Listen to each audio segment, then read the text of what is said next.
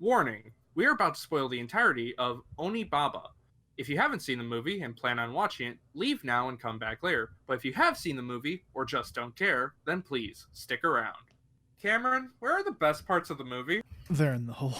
Hello, everybody, and welcome to Cinema Roulette. So, today is going to be a start of Hold on. Today is going to be the start of yet another sub-series of ours. I don't know what you're talking about. Today we're just talking about Onibaba.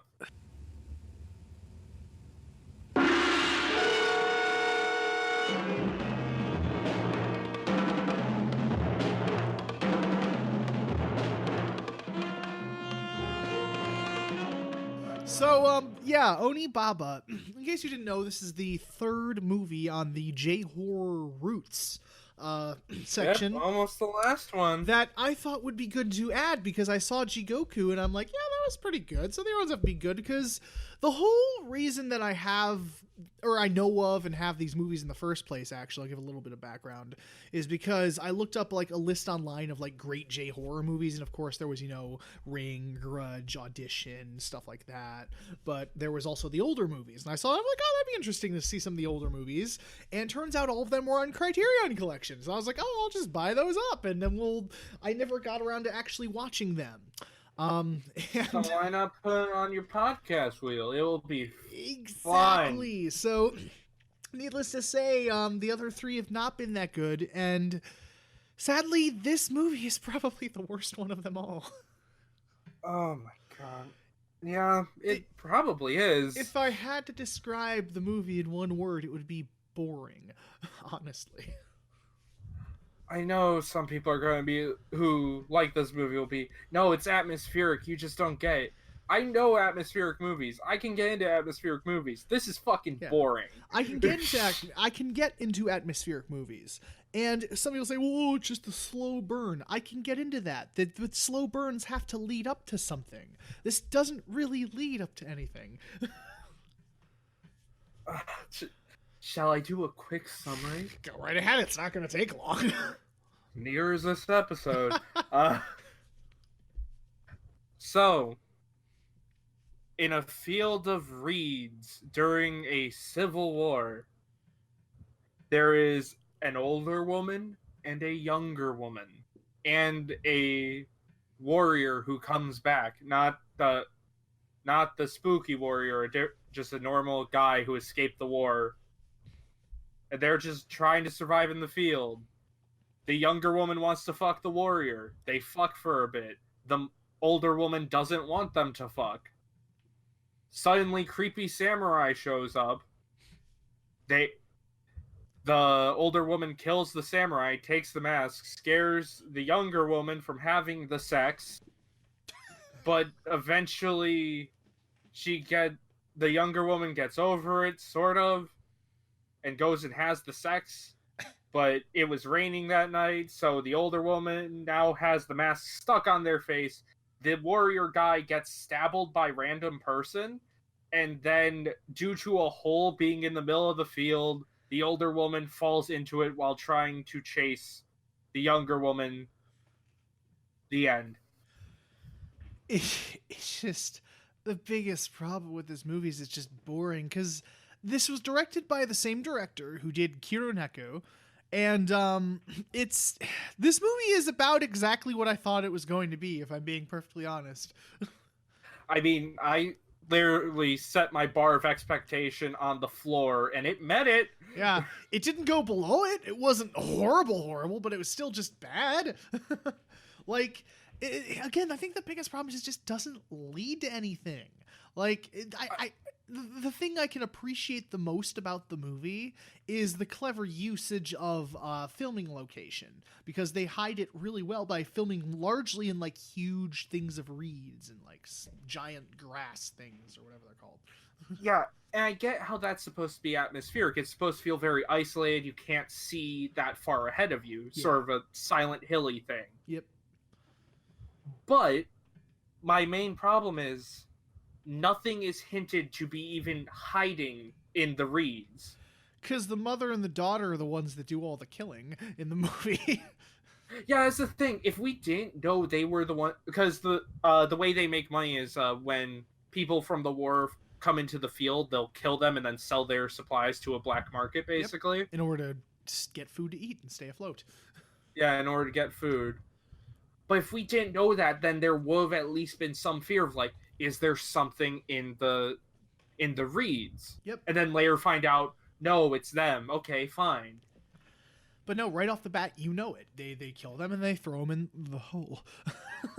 Yeah, there's just this bomb. Well, it's not bombless, but there's just this pit in the middle of the field for some reason. And the thing is, there are some cool shots and some creepy imagery, but it's like a minute total of the movie. Yeah, but like the mask is actually. I'll give the Onibaba mask this. It is actually creepy, but also when the mother.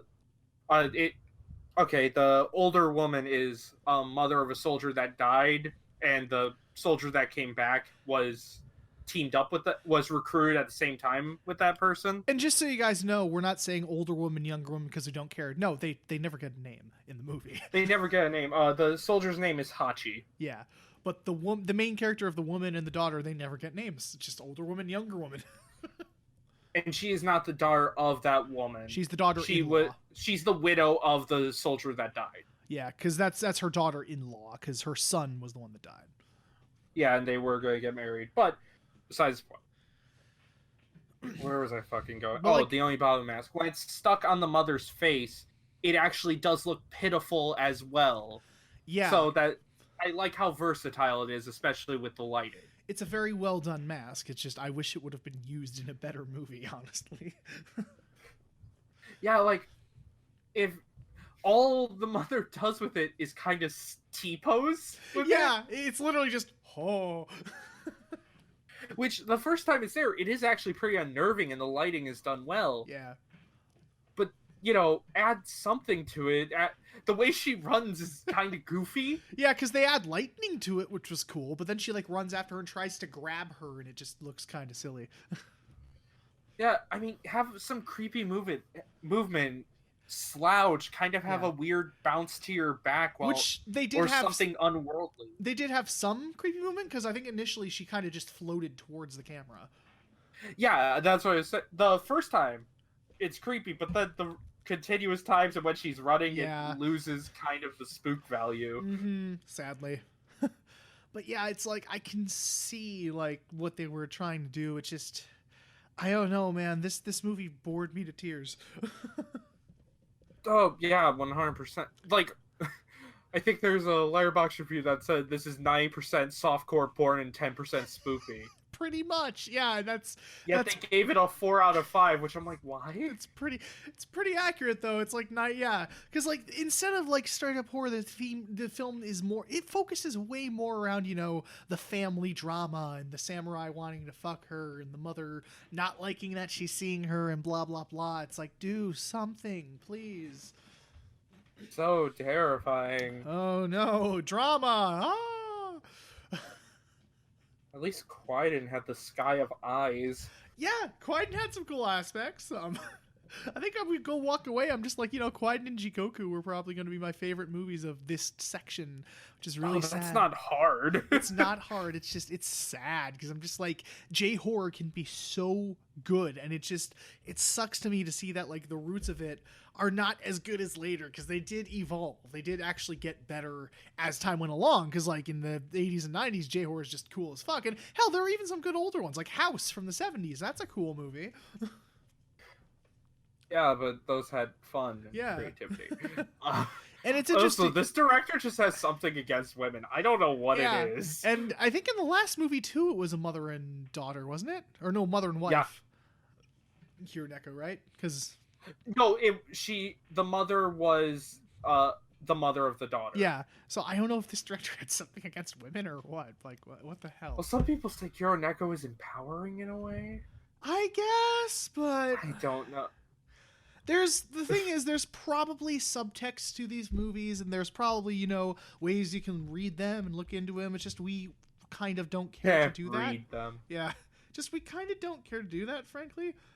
and I feel bad about that, but yeah, it's just no. I also do love that the opening music is literally the same as Kironeko, except it has horns. Yeah, for Kironeko, it's like did he just take out the horns and just keep the drums? Is that what happened? That was it. And also, a fun fact: the director of this movie, Kanato Shindo, he lived a long fucking time. He lived to be 100 years old. That's good for him. Yeah, he was born in 1912 in Hiroshima, and he died in 2012. So I think damn, he saw a lot in his life. Yeah, because that's the thing about it is I think there are some like editions of his films and Criterion that like actually have a commentary by him, which is crazy. So. Jeez. Yeah, and I know it's a little side note, but it's like that's the thing that always like blows me away about older people is like my grandma. She was born in 1923. It's like when you think of like the world she was born into and grew up in, and then like the world that she left it as. It's like she saw so much in her lifetime, like born before the advent of television or technology, or probably light bulbs and all that shit. It's crazy the history that some of these there were light bulbs. Well, but... okay, but it's just crazy that the history that some of these people lived through, and it's badass, honestly. So. Well, don't worry, Cameron. All the trauma they had to face, we got to face in 1 year. I know, right? Oh, okay. I guess with this director, we didn't get to see our city nuked. But then again, there's still a couple months left when we're recording this. Exactly. So we'll see. With the Cold War II going on right now, yeah, we will see. Jesus Christ. Also, film gets a 0 out of 10 because they kill a dog for no fucking reason. I think it's like hinted that like they're starving, so they're gonna kill a dog to eat. Fuck you. There's a river full of fish. Yeah, that is the other thing I don't get is like they're sold and they get millet and there's a river with fish, and yet they kill a dog for its meat. It's like, really? You have stuff to cook with and free food right there in the river. They would have survived longer if they were in a field of corn. Oh god, but yeah, no. This movie honestly gets like a 2-3 out of 10 for me, maybe. In reality, it gets a 2 out of 10 for me. But yeah, there's not much redeeming about this. I wouldn't recommend it, and I wouldn't watch it again. So. Wait, we can't just be out of stuff. I know, we're only like, well, we've been recording for 20 minutes, but probably like 15 minutes. But I don't know, do you have anything else to add? To Onibaba? Not really. Yeah. Okay. Well, I guess fuck it, because I don't either. I'm gonna go to the bar, I guess. To quote the Eagles, some drink to remember, some drink to forget.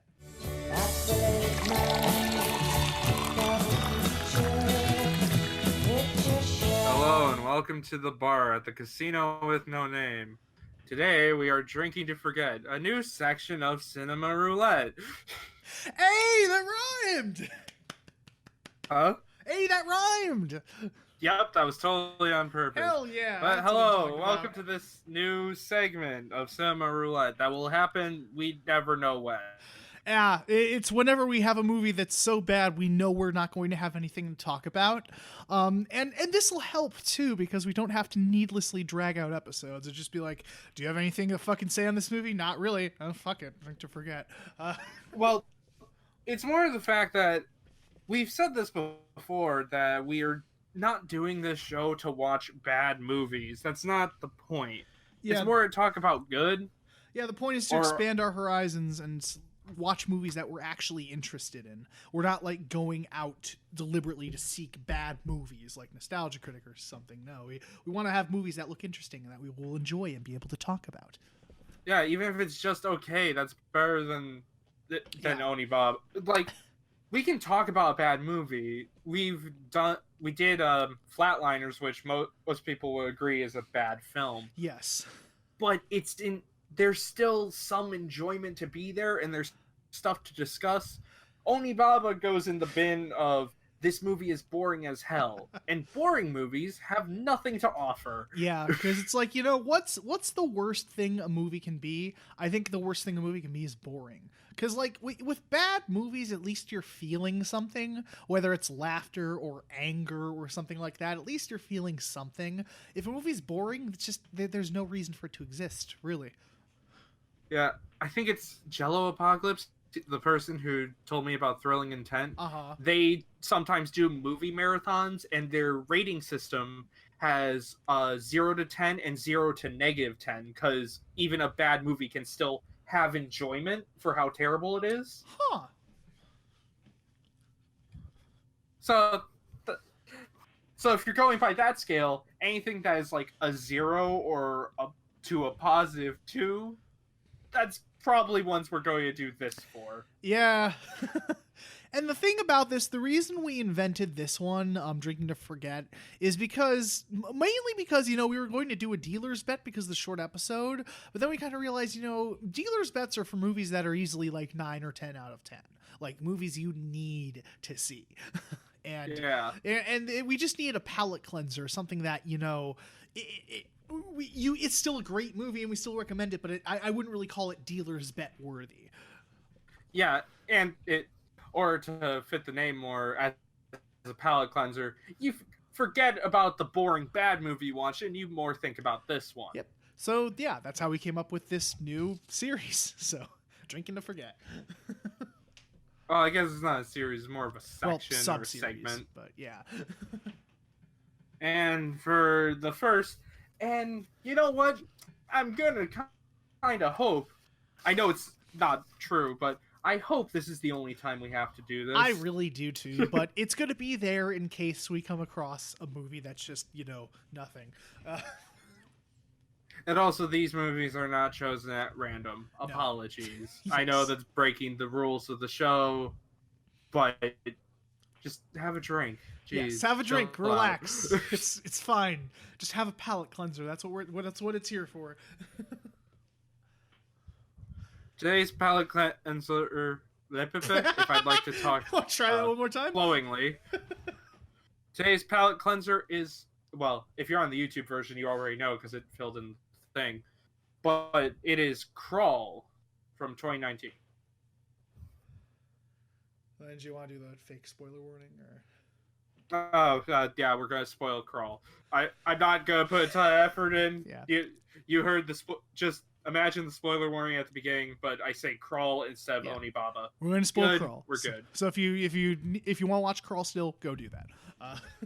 It's a solid movie. That's why we're talking about it. Hell yes. So yeah, Crawl. This movie, I thought of because I have the Blu-ray of it because I got it for like really cheap when it was on sale or something. And it got really good reviews, so I was like, yeah, fuck it. But this movie came out and I saw the trailer, I think, in theaters, and it just looked really, really interesting based on the premise alone. Yeah, it looked like a super solid thriller. Yeah. Which thankfully it ended up being, unlike Onibaba.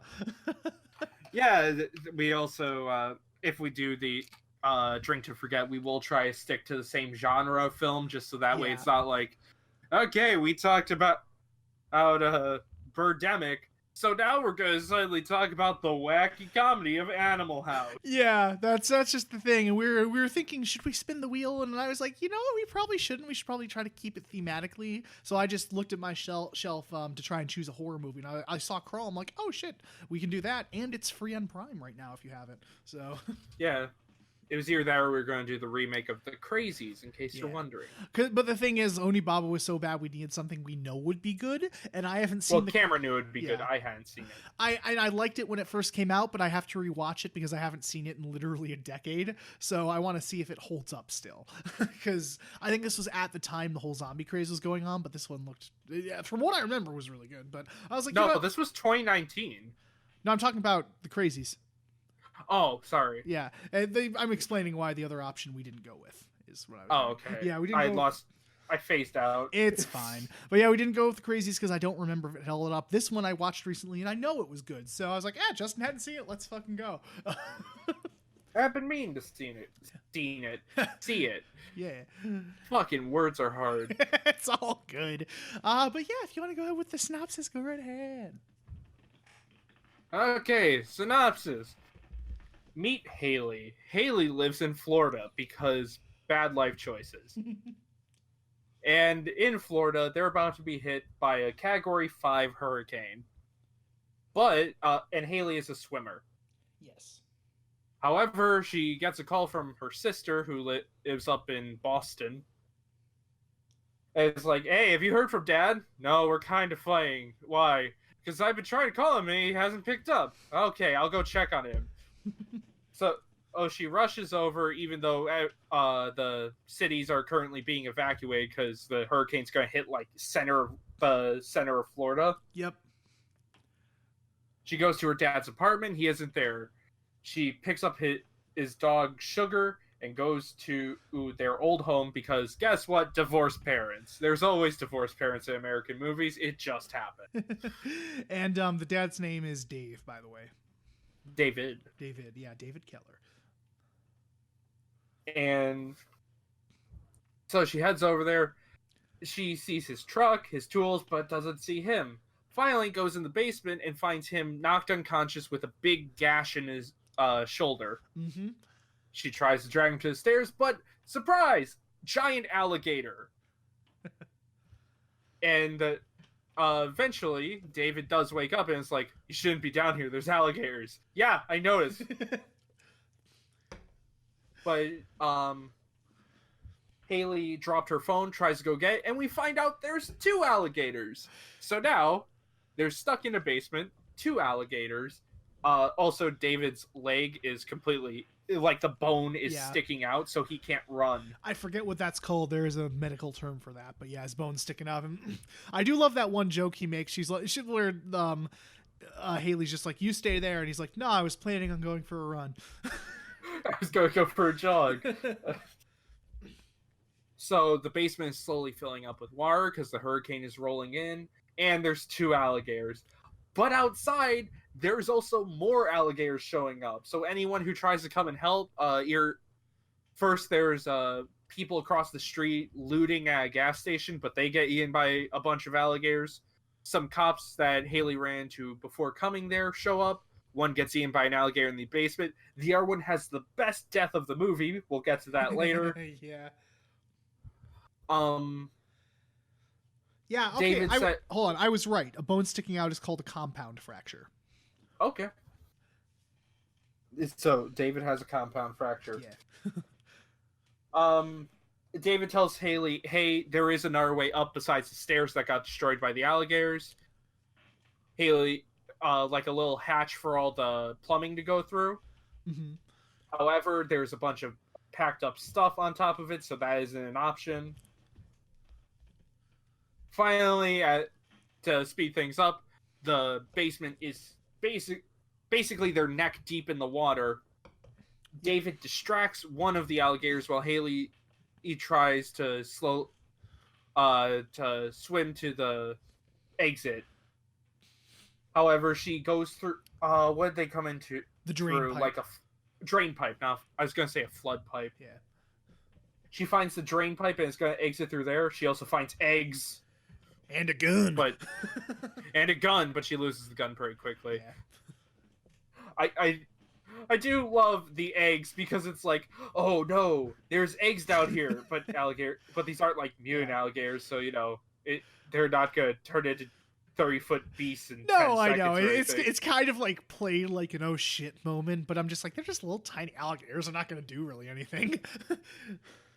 I guess because it means the mama gonna be angry. Yeah. But like you do see like a little alligator pop out and swim away. Yeah. Haley swims out, gets to the top of the house. The basement is almost fully flooded, and David almost drowns because he does that movie thing where they keep opening their mouth while they're underwater. Well, because he was like breathing through the top, but then he like did hold it, but then he opened his mouth and then he started drowning. Yeah, I never get that in movies though. It's like, okay, they go to hold their breath for 2 seconds and then they open their mouth again. Yeah. Like, I don't know if they were going for, he's beat up, bleeding, probably tired, so he probably can't hold his breath for long, but I don't know. But she breaks through the floor and gets him out, and they go and steal the looter's boat. They're about to get away, but what was it, a dam or no, the levee. The levee broke, yeah. Because the levee was not dry. The levee breaks. The boat is sent back into their front room, so now the first floor of their house is flooding. And alligators are swimming in there. I do love Haley's reaction there. You gotta be fucking kidding me. She's so bad. But so they're running around the first floor trying to get to the second one. David loses his arm fighting an alligator. They grab some flares. They make it to the second floor. More fighting. The water is up to their outside, and an alligator breaks the upper window, so that floor starts flooding. Mm-hmm. David and Dog make it to the roof. Haley fights the alligators for a bit before also making it to the roof. They get out, they light a flare, and a helicopter comes to save them, and then the credits roll with "See you later, alligator." That was the thing that made me burst out laughing the first time I saw the movie. I was like, God damn it, movie. Fucking Bill Haley in the comments. That's hilarious. Wait, what's the name of the band? Bill Haley in the Comets. Oh, fuck. Bill Haley. Oh, fuck! God damn it, it's a double I think that might just be luck, Probably. but god damn it. Well, oh boy. But yes. Oh yeah, so I mean, was there really any other way to end it?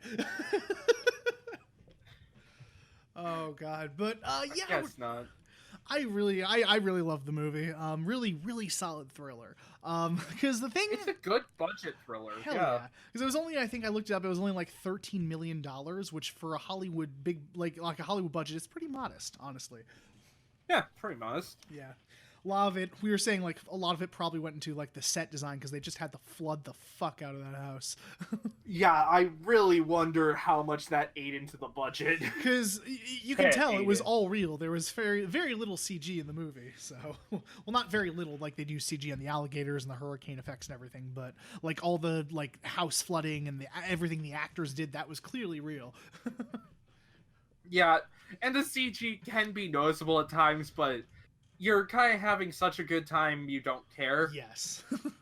The thing that this movie like reminded me of when I first watched it was like how Resident Evil is paced a lot. Because Resident Evil, you know, you have like these long sections of atmosphere and tension building up, and like this really like, you know, just I guess that's it. I was going to add to that, but I realized I was out of synonyms. And nice. But you have all this like atmosphere and tension followed by just sudden jolts of like action and energy, and it's just like boom, because the action is really fast in this movie. Yeah, it slowly builds, and then something happens. And it's quick, it's suspenseful, and then calm. Yep, and then back again. to atmosphere, and you're stuck wondering, well, shit, when's the next time the big thing's gonna happen? You know, it's a good way to make a movie feel tense with atmosphere. Have an actual threat. Yes. Have an actual atmosphere, and B, have an actual threat. Yes. Like, have something happen. Onibaba had atmosphere that faded within the first 5 minutes. Yeah, I know. Someone is going to be so pissed at us. Oh, I know they are, and I don't care. I was bored to death by that movie. Like, yeah, if you like the movie, fine, whatever. But yeah, for us, no. If you enjoyed Onibaba, great. It's not for us, clearly. Yeah. So, however, I've never disagreed with my opinion, so I would hope not. It is your opinion. Fucking wow, but. But yeah, the atmosphere is really good, and we have to talk about the gore in this movie. Oh my god, this has been one of the most painful movies to watch in a while. I mean that in a good way. Yeah, it's kind of like Evil Dead, where it just looks painful. Well, it's like the pencil scene for Evil Dead 1. Except it's the entire movie. Yeah, because like the way like because like when his bone breaks, you do actually see it, just the noise that it makes when he's trying to like tie it down and everything, and you see the wound like popping up and down. It's just because he grabs his he was doing plumbing or something below, and he grabs his tool belt and does a makeshift split, and you see the bone slowly get pushed back in as he tightens it, and you hear it like squelch and crack. It is the fucking worst. And then like when like Haley looks at her leg, you do see like the actual like indents, like 3 things where like the flesh tore and everything. Just Yeah, whoever did the makeup, yes. Fantastic fucking job. And then like when the alligator I'm tears, actually gonna look up their name. yeah, look up who did that. But yeah, when the alligator tears off the dad's arm, it doesn't just tear it off. It pulls his arm. You see it break. You like see the bone break and stick out, and then it tears it off. It's brutal as fuck. There was a big team. Big team of makeup artists. Yeah, I don't know whose head. Yeah, but props to all. Oh, makeup department head. Oh, well, there you go. Who is it? Martin Subic. That is a hard ass name. Props to you, Martin. Bang up job. That was just fantastic. It might not be Martin. Hold on. Well. Should we cut this out? Martina?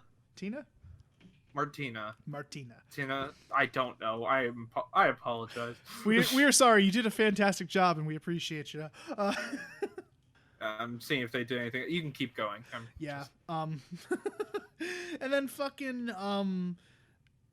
well, I don't know. Where was I gonna go with this? I don't know where you were because I was looking shit up. It's shit. Fine. Take another drink. Christ. I guess we're back at this point. Oh, okay. I don't know when you don't want to cut back. I think you're the one doing this episode. So yeah, I am. But yeah, the gore just solid all around. And we definitely have to talk about Pete's death. Oh, Pete was one of the cops that died, and so he sees it because okay, the roads are basically flooded at this point. It's at least fire hydrant height type deal. Yeah, because they actually show a fire hydrant for scale. Yay. Because birds can't go underwater. They can, if you got a pelican. Well, they can die if underwater, yes, but... That's still underwater. I guess so. Or you could get fly fish. Fly fish? Yeah, the fish that can fly. Okay, sure. They exist. I know they do. They don't technically fly, they glide, but sure, whatever. Hey, as long as they fall to the ground and miss, that's flying. I guess so. I hate describing flying as that. It's falling and you miss the ground. That's a classic. God damn it. But anyway, so Pete, the cop, notices that a swing set is being tugged on. He's walking towards it, and it turns out it's an alligator. It breaks the swing set and grabs him. He tries to run to the little bit of land that's left because the house is kind of up on a hill. Mm-hmm. But the alligator grabs him and tosses him back into a pit of alligators, and they all just tear him apart at once. Yeah, you just see his limbs all just fall apart, and it's brutal as hell. God. It's like he was in a Mortal Kombat game and just fell and had a stage fatality. Yeah, it's great. Pretty much. It's the coolest kill in the movie. Mark my words. If Dead Meat covers this movie, that's going to get the golden chainsaw award. That's going to be the one. So mark my words. Oh, yeah. Just props to everyone who worked on the makeup effects team. It was fantastic. So, and the characters too were, I was just gonna say, were surprisingly well done. So for just a horror movie. They were. I mean, they were 3-dimensional, not to like an extreme extent, but it was passive. It was more than I expected. That's what I should say. That's what happened with me, because like I saw the movie, and it's a horror movie about alligators in a hurricane, but like the characters were really well done, and the emotional streak was just really strong throughout the film. Honestly, like the relationship between the dad and the daughter and everything that happened and that they talk about, they felt like real people, and it was really nice to actually have that, because it's good in a horror movie when you care about the characters. So when they die, it's you feel something. Yeah, I actually wanted them to get out of it, and also Sugar the dog. Sugar does make it, by the way. Yes, the dog makes it. So they were. I know, unlike Onibaba, they save the dog. Yes. So. So that was just really well done, and it dealt with, because like when parents get a divorce, like a lot of the times the kid feels guilty, like it was their fault that the parents got divorced, and they actually tackled that in a surprisingly emotional scene, if I'm being honest. I think I've seen it done better, but it was fine. It was well done. It's just something I don't see tackled too often in movies, let alone a horror movie. You didn't watch the Disney Channel enough, then. We couldn't kill moms anymore, so everyone just got a fucking divorce. Well, no, okay, I guess they did, but at the same time, this dealt with it in a more realistic way than I'm sure the Disney Channel would have fucking dealt with it. Do not insult the high art that is Disney Channel. God damn it. But yeah, that was good, and just what else were you gonna say before I interrupted you? Sorry. A quick trail back to kind of cool moments with like Pete's death. Because I'm looking at their name right now. I don't know why. I wanted to say like Amanda for some reason. Haley. Probably because you were thinking of the Disney Channel. But the Amanda show was on Nick. Oh shit, you're right. It was. It was still a kids show with the parents were missing. I'm not going into the lore of the Amanda show because I would tell you you're wrong. But Haley, before she goes to the drain pipe, because her cop friend got chomped and pulled downstairs. Yep. His name was Wade. Yep. She finds his corpse and takes his gun, but immediately an alligator chomps around her arm, and she just starts unloading into its skull inside its mouth, which is cool as hell. It's a rad as fuck kill and a very clever way to get rid of the gun very fast. Yeah, it's like, that's something this movie's good. It's like, okay, here's an answer, but that's gone now. Yeah, because like, okay, let's go up the front of the stairs. Well, there's like 2 fucking alligators. Okay, go up the what do they call it? The wet something? No, it was by the wet wall. Go up the hatch. Go up the hatch. Okay, going up the hatch. There's shit on top of the hatch. But there's something blocking it, so... Oh, there's people up. They got jumped. Yep. Because there's even more alligators. Yep. Also, the ending fight when Haley is grabbed by an alligator and put in a death roll, she grabs a flare and just stabs it. Yeah, there's a lot of very brutal stuff happening in this movie because she stabs it with the flare, but then earlier she has the screwdriver and she stabs the gator in the eye with it. Oh yeah, it's so good. Yeah. That whole death roll scene was just really well shot too, if I'm being honest. It looked really pretty. Yeah, I'm sure someone would be like, well, actually, the alligator would have torn off her arm and she wouldn't have been able to This is a horror movie. We're not, we don't care if it's realistic. I mean, the one thing that I was like, okay, you can't do that movie, is when Haley first runs into, when she goes to get her phone and is versing the 2 alligators, she puts, metal cages in front of it because there were like possum traps in the basement. Yes. And their jaws are able to instantly crush those. Mm-hmm. Yet one gets her leg and it doesn't even break. It just leaves a couple of marks. It doesn't break it. Yeah, I mean, it fucks it up a little, like it's torn and bleeding, but it's not broken or anything. Yeah, it's not broken like her dad's, which I was like, no, you can't just show it crushing metal cages that it's like, oh, the human bone is fine. Yeah, right. Because it was thrashing her around a good bit. Oh, yeah, because it grabs her and then shakes its head side to side, kind of. Yeah. So that's the one moment where I was like, eh. Yeah, that's the one time where a suspension of disbelief was pretty hard to come by, but... Yeah, but after that, I'm fine with everything. Yeah. But yeah, anything else you want to say about the movie, or? Um. Oh, I did like the sound design because besides the gore sounding fucking disgusting, there's a radio in the basement, and it's the diegetic soundtrack. But it's also creepy because they get further away from it, so it's just this echoing song. Yeah. Like there's very little score in the movie. Or if there was, it's hard to notice. Yeah, because it happened during times that got your adrenaline pumping, all the action scenes.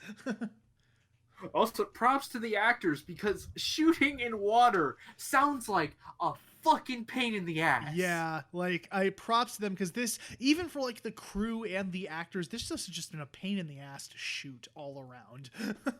It's so tiring. Yeah, just that I felt exhausted after watching it. I know, right? Fucking swimming every. I don't know if I could easily look up how many shooting days it had. I'd probably have to watch behind the scenes or something. Mm-hmm. But, okay, say a movie is shot for 30 days. Yeah. 30 days of trudging through water. Yeah, that would suck. Fuck. Yeah, so props to them for fighting through that. Yep. Fucking annoyance. Because it was definitely worth it. It was a really good, solid horror thriller. Yeah, it was actually creepy. The sound design is fantastic. The characters are far above what you'd expect from a movie with hurricanes and alligators. Yes, exactly. And Florida. And Florida? Yeah, Florida man. Thinking that there's likable people in Florida. This must be fiction. Or that the cops are actually competent at their job. Well, I guess they were competent for their job because I don't think a trained to deal with a pit of alligators. Yeah. But yeah, just all around a really solid horror thriller. Like, I still love it. It's a great movie. So there is a part of me that wishes it kind of messed around more in the upper levels of the house because that's not until the last 20 minutes of the movie. Yeah, it's after the boat goes through, when the levee breaks and the boat goes through the wall, the window. Yeah. Also, I personally kind of got a laugh out of how the dad kept giving sort of "you gotta believe in yourself" speeches. Yeah. Like at first I got it, but he just kind of keeps doing it. I am the apex predator. That was a little corny, but I was fine with that. I mean, I'm fine with it. It's just funny. Yeah, she was a little kid when he did that to hype her up. But she still says it as an adult at times. Yeah, so. She does. At first, she's like, enough of that apex predator shit. But then later on in the boat, she's like, yeah, I'm the apex predator. Fucking apex predator. Hell yeah. Oh, man. But yeah, that was an actual solid thriller from 2019. Because like we said in our first Topic Wheel episode, which you can watch on all podcast media or YouTube, yeah. Where there's just this renaissance of horror, and yeah. I kind of wish Crawl did better because I have a feeling it didn't do well in the box office. Mm-hmm. I hope it did well and that we get some monster movies. Yeah, because like I've kind of had enough of Ghosts from a few years ago. I never liked them in the first place. Well, it did fairly well. It wasn't like a huge success, but it was a $13 million movie. Excuse me, and it made $91.5 million at the box office. Oh, okay, then that did great. Yeah. Fuck me, sorry. It's just that. Sorry, Crawl. I assumed wrong. It's just that the thing about this movie is not many people are talking about anymore. It kind of went back under the radar. So. Well, I'm not surprised not many are talking about it because it's a fun time, but it's not like. Yeah. It's not jaw dropping. No, it's not like deep or anything, but. I'm not exactly going to tell people to run and go see it. I guess they can crawl. Hey. Okay, yeah, and just a little tidbit I found on Wikipedia here. It says that, however you say that last name, he said he found the shoot the most physically demanding of his career. I was broken at the end of every day. We were shooting 16 to 18 hour days. I was on set all day, every day. I lost about 12 pounds shooting the movie, but gained some of it in muscle, which I was quite impressed with. I broke a finger. I came home every day bruised, bloodied, and cut open. She's spoken of how she... Oh, that was the main character, actress who did that. Okay. Oh, the actress for Haley. Yes. She has spoken of how she beefed up her character as much as she could, eschewing makeup and playing most of the film in her bare feet, explaining, I fought to have her bare foot. I didn't want protection on my feet. As a girl who's a swimmer, she's going to wear flip-flops, and when she's going to crawl them around, she's going to kick them off. Yeah, that makes sense. Yeah, so... Good on the actors, because that must have been hell. Oh my god. Note to self, do not have scenes with flooding. Yes. Or at least don't make an entire movie around it. Okay, gun to your head. Would you rather make an entire movie of car chases or a movie like Crawl? That's a hard one. Because Crawl would be a pain in the ass, but car chases are so hard to shoot and get right.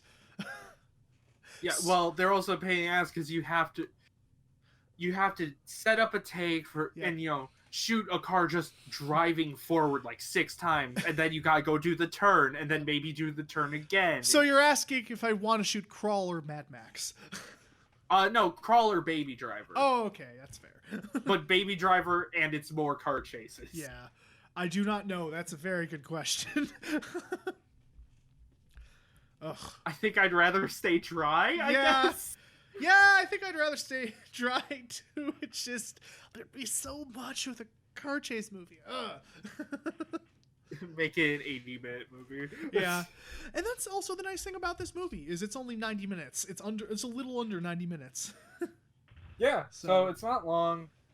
Oh, one last funny thing. Yeah. There's, right before the levee breaks, there's a siren, and it's clearly the Purge siren.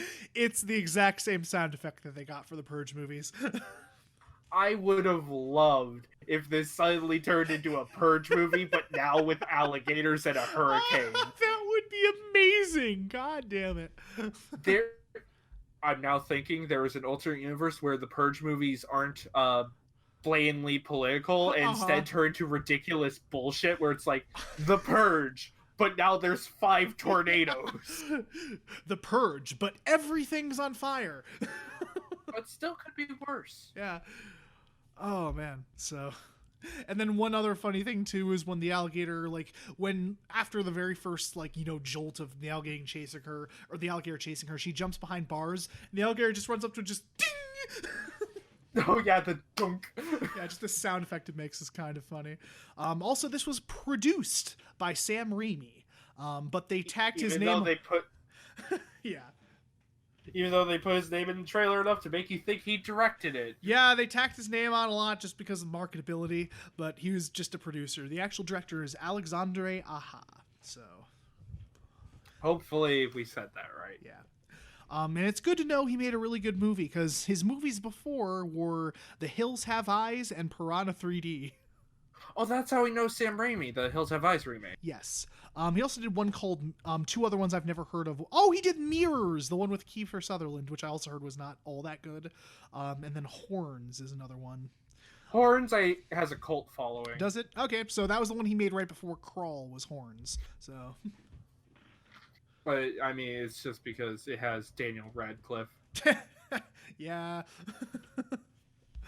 And that was right after Harry Potter, I think. It was it was a love story involving him, if I remember correctly. Yeah, I'm sure it would be hard to take it seriously right after Harry Potter. No, I mean, that's why people flock to it, because it's like, ooh, Harry Potter, the guy I had a crush on for all these movies, is now legal. Ooh. But yeah, fucking good job to him. So I don't want to judge. I don't remember Hills Have Eyes or Piranha 3D being all that good. But good job. I'm sure it has its fans. I'm sure it does. But yeah, good on him. Crawl is a fantastic movie. So yeah, we definitely recommend this. I'd give it a 7 out of 10. Yep, 7 out of 10. And with that, Wow, I'm so happy we put that on the wheel. Not sure why it was in the J horror section. Oh yeah, I know. Really weird, right? So, anything else on this? I think that's it, man. Yeah, I think that's also. I had notes this entire time. Hooray! Anyway. It kind of brushed against the mic, so all I heard was. No, that was probably the wind. Oh, of course, the wind inside. But it's still something. Yep. So is it time? Yes. So this is the. We've only done 3 from the small wheel 2 because last time we did 5, so it's evening out. Yep. Like we said at the beginning of movie month.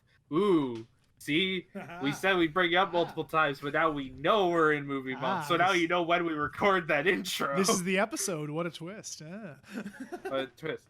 But, what was I gonna say? So in December, we will finish off this wheel, but after this movie, we're gonna spin the series wheel for 4 of them. And also, this will technically be the last movie of movie month. Yeah. Of whatever it is, even though it technically goes into October. Mm-hmm. But I don't care. Anyway. It is time. Yes. To... Spin!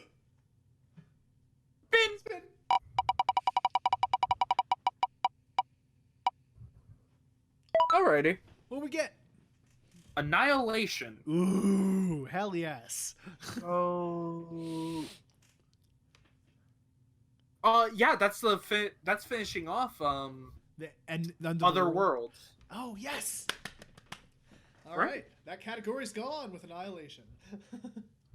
Yes. Okay, so that's the first category gone. All right. Because we still have 2 for director favorites, 1 for Cinefix picks, and 1 for J Horror Roots. Yep. Because your we brother. get to talk about Annihilation. I'm excited about that because that one went really under the radar because studio kind of fucked it. But we'll get to that next time. Yes, we will. So thank you so much for listening, and we will talk to you lovely, lovely people later. Bye-bye. Hello, and welcome to the... I don't know, we never really named the casino. We have some, I guess, the media bar. The media bar. The media casino. Yeah. We have to have we have to have more of a clever name than that for the whole casino. The whole casino? I don't know. I don't know. Visual Arts Casino. Work in progress name. The sign isn't up outside. We just bought the place. I mean, sorry. We've only been here for almost 2 years. Yeah, I mean, people still come. They're like, hey, you want to go to the bar with no fucking name? Yeah, sure. It's a fun place. No, the casino with no name. They have good roulette, I guess. Why don't we just call it that? The casino with no name. That's actually a good name. Yeah. Okay. Hold on, wait. I want to redo that. Okay. I might throw that in at the end. I was gonna say that's a fun little outtake.